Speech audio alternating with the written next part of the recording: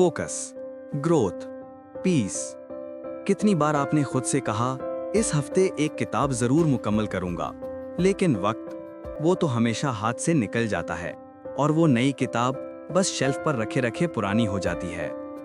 दिल तो चाहता है सीखने का, बेहतर बनने का, आगे बढ़ने का, लेकिन जिंदगी की भाग दौड़ हमें कभी पढ़ने नहीं देती। इसीलिए हम लाए हैं बुक कास्ट, जहां किताबें आपसे बात करती हैं।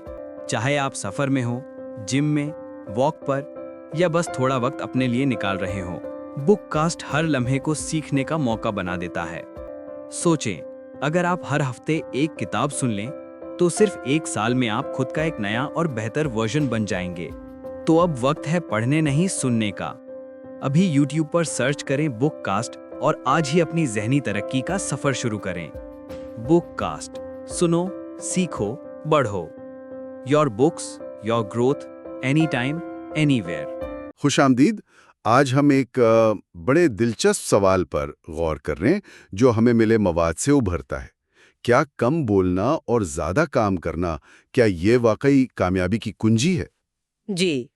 मवाद का जो मरकजी ख्याल है वो ये है कि शायद बहुत ज़्यादा बातें करना, ख़ास तौर पर अपने मंसूबों के बारे में, अपने इरादों के बारे में, वो असल में अमल की राह में रुकावट बन जाता है। हम आज ये देखेंगे कि खामोशी से मेहनत करने और अपनी अना की तस्कीन के लिए बोलने में आखिर फ़र्क क्या है। बिल्कुल। हमारी आज की गुफ्तगू इन्हीं तहरीरों के, यूं समझ लें, अहम नुकात के इर्द गिर्द घूमेगी। मकसद ये समझना है कि आखिर क्यों कम बोलना ज़्यादा मौसर हो सकता है और इस नज़रिए के पीछे क्या दलाइल हैं। जी। एक पुराना कौल है, लाओ ज़ू से मंसूब किया जाता है, जानने वाले बोलते नहीं, बोलने वाले जानते नहीं।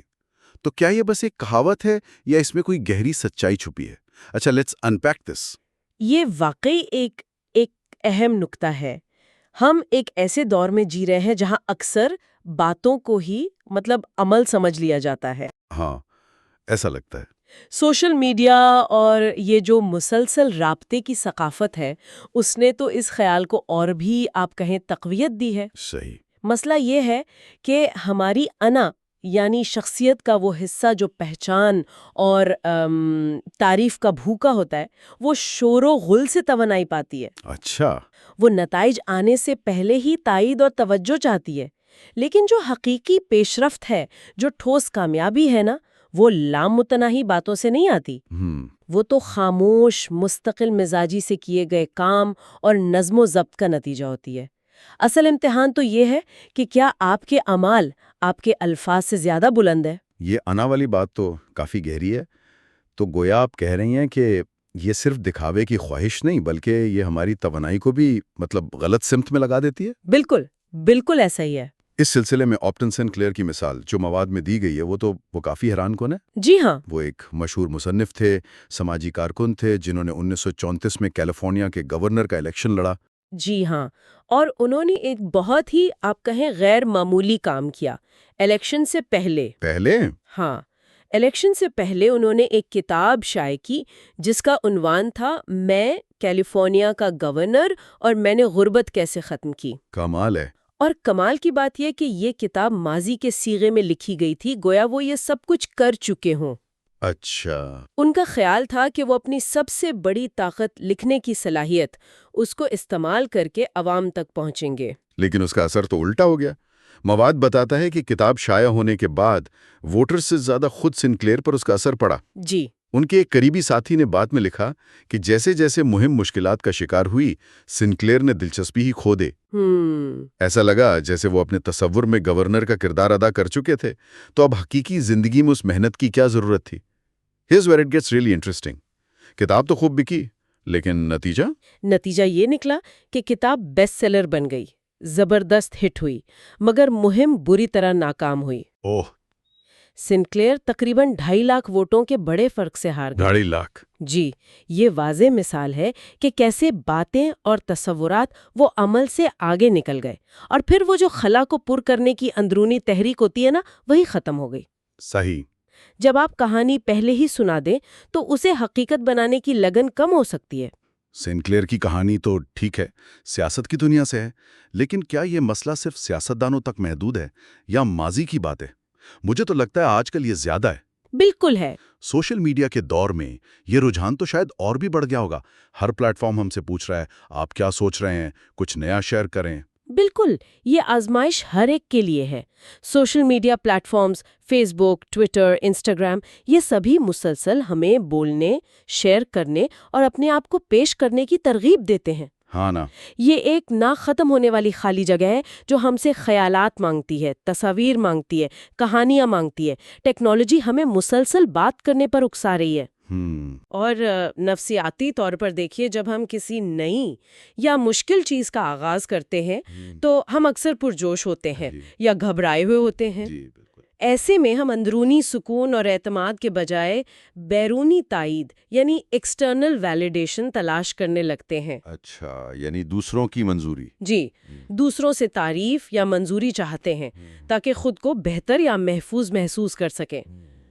ہم سب کے اندر ایک حصہ ہوتا ہے جسے انا یا ایگو کہہ لیں، جو کم سے کم محنت کر کے زیادہ سے زیادہ عوامی توجہ اور کریڈٹ حاصل کرنا چاہتا ہے. اور عام طور پر سوشل میڈیا پر جو تصویر پیش کی جاتی ہے وہ بھی تو اکثر غیر حقیقی ہوتی ہے نا؟ ہے نا؟ بالکل. زیادہ تر لوگ اپنی کامیابیوں اور خوشیوں کا ہی ذکر کرتے ہیں. دیکھو سب کتنا اچھا چل رہا ہے. یہ کم ہی سننے کو ملتا ہے کہ میں ڈرا ہوا ہوں یا مجھے مشکلات پیش آ رہی ہیں. یہی تو مسئلہ ہے.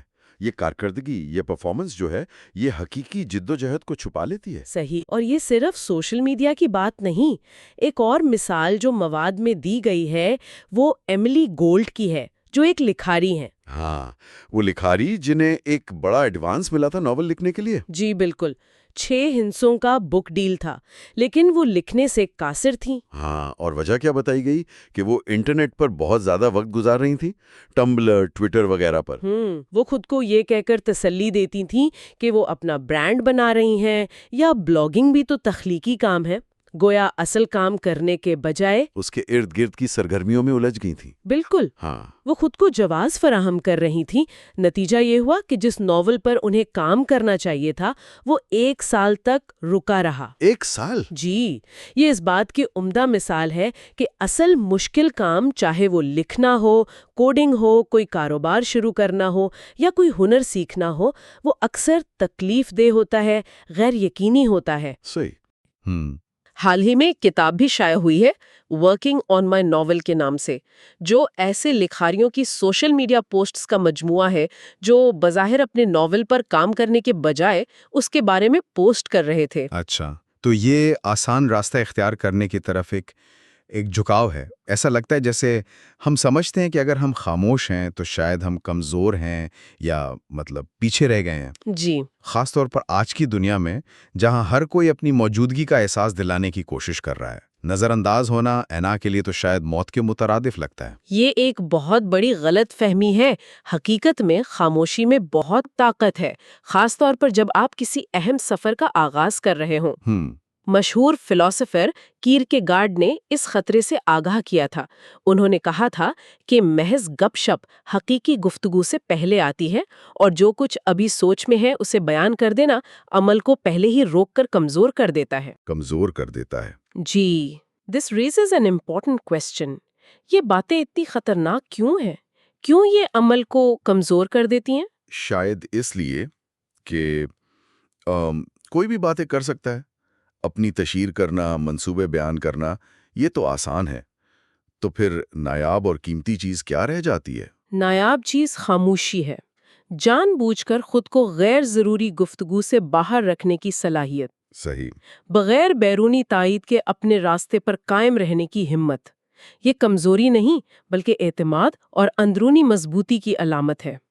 جو لوگ واقعی کچھ بڑا کر رہے ہوتے ہیں نا، وہ اکثر شور نہیں مچاتے. کیا اس خاموشی کے کچھ ٹھوس عملی فائدے بھی ہیں؟ مواد میں کچھ ذکر ہے اس کا؟ جی بالکل.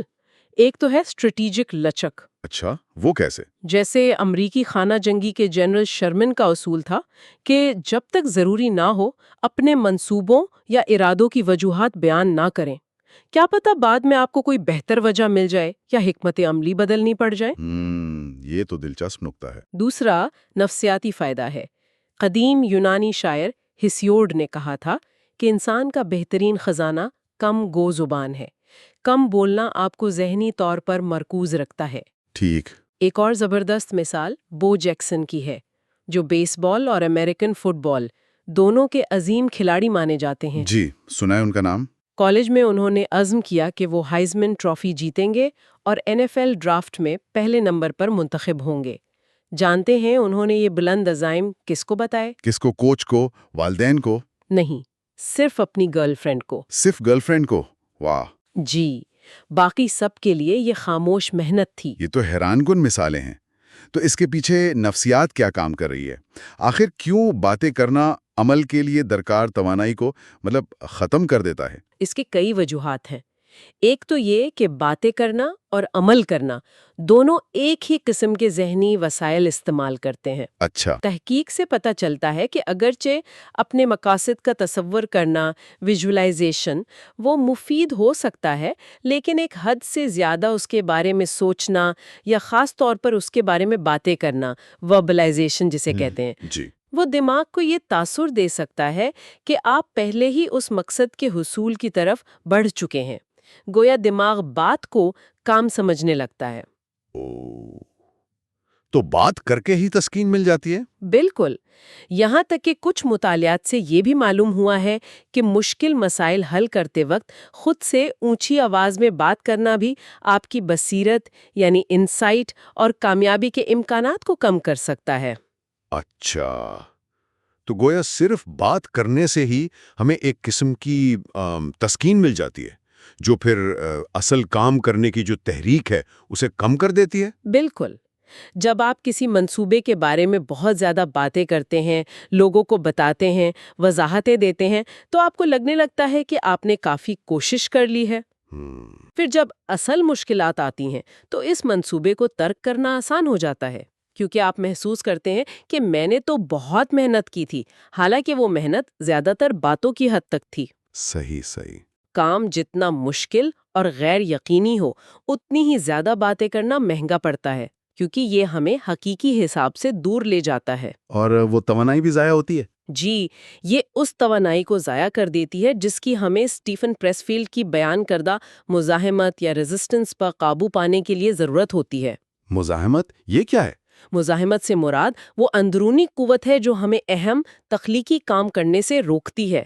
یہ شک کی شکل میں آتی ہے، خوف کی، ٹال مٹول کی شکل میں ظاہر ہوتی ہے۔ اچھا، سمجھ آئی۔ کامیابی کے لیے آپ کی پوری توجہ اور توانائی درکار ہوتی ہے، اور باتیں اس قیمتی توانائی کو خرچ ہونے سے پہلے ہی ختم کر دیتی ہیں۔ یہ مزاحمت والی بات تو بہت سے لوگوں کو جانی پہچانی لگے گی، خاص طور پر جو تخلیقی کام کرتے ہیں۔ تو جب ہم دباؤ میں ہوتے ہیں یا کام بہت زیادہ ہوتا ہے تو کیا باتیں کرنا ایک طرح کی غلط تھیراپی بن جاتا ہے؟ جیسے خود کو تسلی دینا کہ میں نے اس پر 4 گھنٹے بات کی، کچھ تو کیا نا۔ What's fascinating here is آپ نے بالکل صحیح پکڑا، یہ ایک طرح کا فرار ہے۔ فرار؟ جی، حقیقی کام کرنا، خاص طور پر جب وہ بڑا اور چیلنجنگ ہو، تو یہ ایک جد و جہد ہوتی ہے۔ یہ تھکا دینے والا، حوصلہ شکن اور کبھی کبھی خوفناک بھی ہو سکتا ہے۔ بالکل۔ اس عمل کے دوران ایک خلا یا وائڈ، ایک غیر یقینی کیفیت کا سامنا ہوتا ہے۔ مارلن برانڈو، جو خود بہت کم گو اداکار تھے، انہوں نے کہا تھا کہ خلا زیادہ تر لوگوں کے لیے خوفناک ہے۔ ہم اس بے چینی اور غیر یقینی کیفیت کو بھرنے کے لیے باتیں کرتے ہیں۔ تو گویا عظیم کام اس خلا کا سامنا کرنے سے، اس سے لڑنے سے پیدا ہوتا ہے، نہ کہ اس سے بھاگنے یا اسے باتوں سے بھرنے کی کوشش کرنے سے۔ بالکل۔ سو واٹ از دس آل مین؟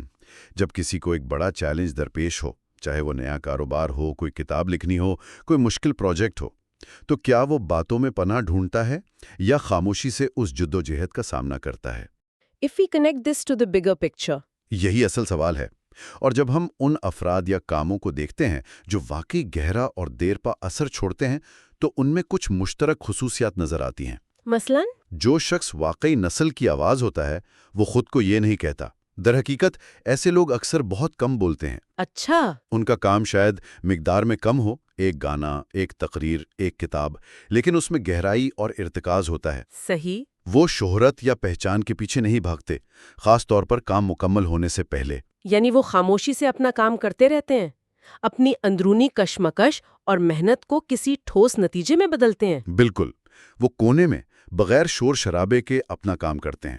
وہ اس خواہش کو نظر انداز کرتے ہیں کہ لوگ انہیں کام شروع کرنے سے پہلے ہی جان لیں یا سراہیں۔ وہ اس احساس سے بھی پریشان نہیں ہوتے کہ دوسرے لوگ جو زیادہ نظروں میں ہیں، زیادہ باتیں کر رہے ہیں، وہ شاید فائدے میں ہیں۔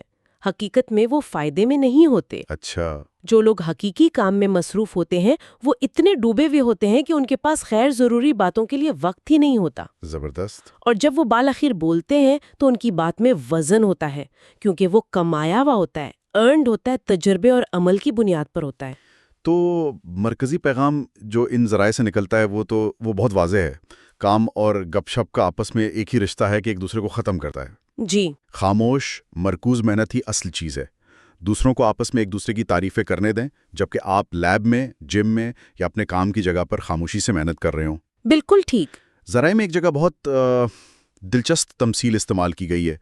اس خوراک کو بند کریں، وہ جو آپ کے چہرے کے بیچ میں ہے، جو آپ کی اہم زندگی کی توانائی کو ختم کر سکتا ہے۔ دیکھیں کیا ہوتا ہے، دیکھیں آپ کتنے بہتر ہو جاتے ہیں۔ یہ ایک طاقتور نکتہ ہے۔ فراہم کردہ مواد کی روشنی میں اصل طاقت ضرورت سے زیادہ باتوں اور وقت سے پہلے تائید کی تلاش میں نہیں ہے، بلکہ خاموش مرکوز عمل میں پوشیدہ ہے۔ جی، اصل چیلنج اپنی انا کی فوری پہچان کی خواہش پر قابو پانا ہے اور اس توانائی کو حقیقی، ٹھوس اور اکثر مشکل کام کی طرف موڑنا ہے۔ تو حتمی تجزیہ یہی ہے کہ اپنی توانائی کو باتوں میں ضائع کرنے کے بجائے عمل پر مرکوز کرنا، یہ کامیابی کے لیے کلیدی حیثیت رکھتا ہے۔ اور اسی سوچ کو آگے بڑھاتے ہوئے سننے والوں کے لیے ایک آخری، یوں کہیں غور طلب نکتہ یہ ہو سکتا ہے، اگر عمل واقعی الفاظ سے زیادہ بلند آواز میں بولتا ہے جی، تو وہ کون سا ایک چھوٹا خاموش قدم ہے جو آج کوئی شخص اپنے اس مقصد کی طرف اٹھا سکتا ہے جس کے بارے میں وہ اب تک صرف باتیں ہی کرتا رہا ہے؟